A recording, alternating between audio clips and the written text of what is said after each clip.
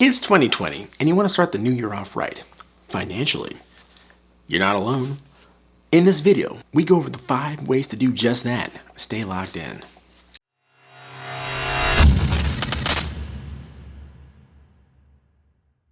Are you still wasting money on frivolous expenses, especially food and convenience items? Are you frustrated to see how little you have stashed away compared to what you think you should have at this point in your life? You're not alone. Life comes at you quickly. One day you're playing with blocks in a playpen, and the next you're sucking soup through a straw at an old folks' home. Life moves fast. Be thankful that you've noticed now, and you're in a position to take the right steps to improve your financial future. Setting goals is important. And though I don't believe in New Year's resolutions, now is a good time as any to take stock and get on the process to continual improvement. And setting goals is just the way to get that done, especially for something as important as your money. And to accomplish these goals, you need a simple, actionable plan. For me, that means sitting down with a pen and paper, thinking through what I actually want to achieve in the next 12 months, and how I can get there. And it's January, and it's the best time to get started. So let's begin. Here are 5 things that you can do to achieve financial success in 2020. Review what you spent in 2019. To figure out where you want to go in 2020, you need to see where you've been in 2019. To do this, start by taking a personal inventory. Taking a personal inventory, or a PI for short, can involve many things that are not financial. But the main thing that you should do is review your spending from the past year. That means pulling up all credit card and bank statements for 2019 and asking yourself the following. How much did you spend each month on necessities? How much on wants? Of those expenditures, what would I consider money wasted? Where are obvious places you overspend? What are the things you don't remember buying? What did my savings look like in relationship to my spending? To really get good at this, you should be tracking every nickel you spent. I'm gonna get into this in a second, but keep in mind that there are plenty of free apps out there that'll let you do this, and lots of banks that add this on as a service for choosing them. Still, a deeper analysis is needed. If you want to get serious about your goals, like significantly scaling back food spending, then you need to have all the information on where your money is going. Even if you've been tracking your expenses, maybe you haven't taken the additional time to really analyze your spending pattern and set concrete budget figures. Part of this step is learning to plan ahead. Once you get good at reviewing your personal spending habits, one thing you learn is that you could save a lot of money by being proactive. That applies to easy changes, like planning meals and lunches, and buying toiletries on sale before you run out. It can also mean looking further into the future and thinking about potential vacations, major events, conferences, things of that nature. Keep in mind, failing to plan is planning to fail. In some ways, it's the most basic task on the list, but it's also the most important. Facing habits head on is the key to changing them, and it's always good to take time to see if your spending accurately reflects the kind of person you want to be and the life you want to live. Turning off autopilot and taking the controls back can be extremely empowering. It's important for you to take a detailed look at your expenses to see where your money is going each month. This information can help you answer some essential questions regarding how you can free up some of your funds. Could you cut back on takeout? Did you have a lot of seasonal expenses that you forgot to take into account? Whatever it is in your particular situation, see how your money was distributed this past year so you can plan ahead for 2020. Set clear but flexible goals. I'm a big believer in flexible goal setting. I like having an idea of what I want to accomplish and in what time frame, without being too hard on myself if I fall short. A year is long enough to make noticeable progress towards, or even complete, many goals. If your goal for 2020 is to save as much money as possible by automating Roth IRA contributions, bringing your lunch to work, and not buying new clothes in excess, among other things, and you don't reach it for whatever reason, then you can roll over that goal to the next year, seeing where you faltered. Keep in mind though, you may want to decrease the time span for your goals or set smaller goals to help you achieve larger goals. I have a video on the topic as it happens. Please check out the link in the description. But speaking of Roth IRAs, that's actually a pretty good goal to have for 2020. Maxing out your Roth IRA. Roth IRAs are great because they allow the money in them to grow tax-free. And they also can be used as backup emergency savings if you absolutely need them. There are tax penalties for dipping into them. However, if you keep it invested, you can also benefit from years and years of compound growth. There are certain limits regarding how much you can contribute to your retirement account. This number can depend on your age when you make contributions and the type of retirement account you have. The first step is to see how much is in your retirement savings and how much it will take to max it out. Doing so can have favorable tax implications for this year. The max contribution to your IRA is $6,000 if you have an income of less than $124,000 per year, which is most of the population of the United States. Now that amount is up from $5,500 in 2018. Now your goals don't have to be just about investments either. What are your future personal financial savings goals? Do you need a down payment for a home? Are you planning a wedding? Create a list of what you're saving for and organize the list by priority. Then determine how you want to begin meeting these goals in 2020. Also, if you've already started saving, look at your progress. Can you add more to your savings? Are you dipping into your savings too frequently?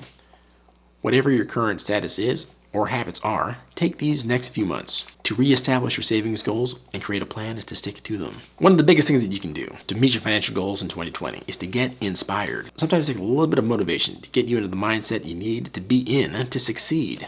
That's why pep talks are so popular in sports. If you're not in the right mindset to succeed, it makes it that much harder, if not impossible. To get that motivation, read good blogs on the topic of personal finance, and also listen to great podcasts, and also YouTube channels that help to inspire you to do great things. Me personally, I like watching videos from Graham Stephan, Jeff Rose, Grant Cardone, and others for information on all things personal finance and business. They've all inspired me to take my life and personal finances to the next level. They could help you as well. Be sure to check out links to some of my favorite playlists somewhere around this area. They're definitely worth the watch. And definitely keep it locked into BTP Fusion by smashing that like button and clicking the subscribe and notification bells, as we're doing our best to give you the best content on this topic on YouTube. That being said, the next thing you can do to really crush it in 2020 is create a plan to tackle lagging debt.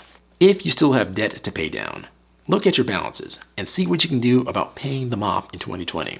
If you took the first piece of advice, you've looked over your spending for the last year, so then you should know how much you pay servicing debt. If you don't, please take note. Check out how much you pay each month for credit cards, student loans, car payments, then review your interest rates for each. Once you've done this, there are two major schools of thought on how to tackle the debt next. The one method is to focus on the smallest payment first. Keep paying the minimums on the others, but maybe put a little extra into the smallest one.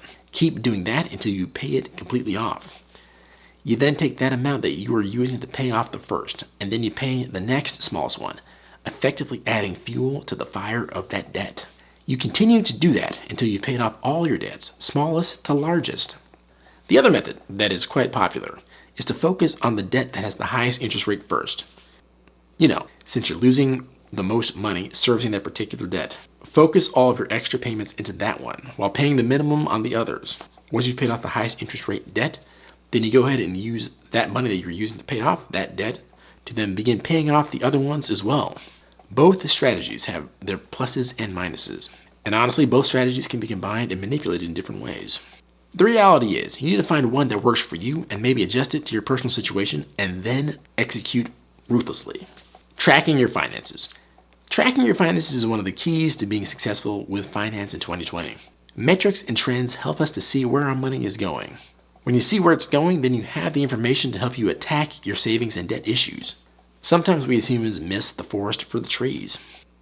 And when you have something that helps you figure out, hey, that forest is really just a bunch of trees, then you can take the appropriate action to profit from those trees. The top 5 marijuana stocks coming up next on BTB Fusion. Kidding. Or am I? Seriously though, tracking your spending helps you to see trends in your spending and put a calmer face on money issues. Thinking about it all in the abstract can be kind of nerve-wracking, particularly when you're trying to remember if you spent X on Y at store Z. Money can be overwhelming. There are so many competing goals, so many impossibly high numbers financial analysts say that you should be hitting. So, just write it down and ruminate on it. Even better, integrate with some kind of money spending tracking software. There are different ones that pop up all over the place, and they're all pretty good to be honest with you. Mint is one that a lot of people really like to talk about, so you can't go wrong with them. Just pick one you like and use it to help you track your finances. Just make sure that it's secure and that you're not shelling out all of your financial information to a Nigerian prince or anything like that. Trust me, you'll be glad you did in 2020. Now, if you're super paranoid about having your information out there, like a lot of people are to be frank with you, then you can go the old school route.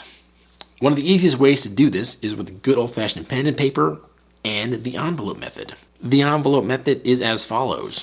When you get a sum of money, for example, when you get paid, take a portion of that money and put it in a series of envelopes. Ideally, you're leaving a big chunk of money in your savings account. But aside from that, you're going to take other pieces of money and put them in envelopes. One envelope for investing, another for spending on, let's say, your needs. That is housing, food, transportation. Yet another chunk of money you're going to want to put in your wants. Things like dining out, hanging out with friends at, let's say, the movies, or at amusement parks, or baseball games, or things of that nature. Maybe put another chunk of change in your vacation savings fund. You could break down the envelopes into as many as you need to help you track where your money is going. If you have money saved over between paychecks, then roll that money over into the next envelope. Here's an example. Let's say you had $100 in your entertainment envelope. If you didn't spend that much in whatever your preferred time period is, for the simplicity of this example, let's say 1 month, then you would simply roll that $100 into the next month's envelope. So instead of $100, let's say you only spent 80 of those $100 in this month's envelope. Roll those 20 into next month's envelope. So now you have $120 to spend on entertainment. Simple, right?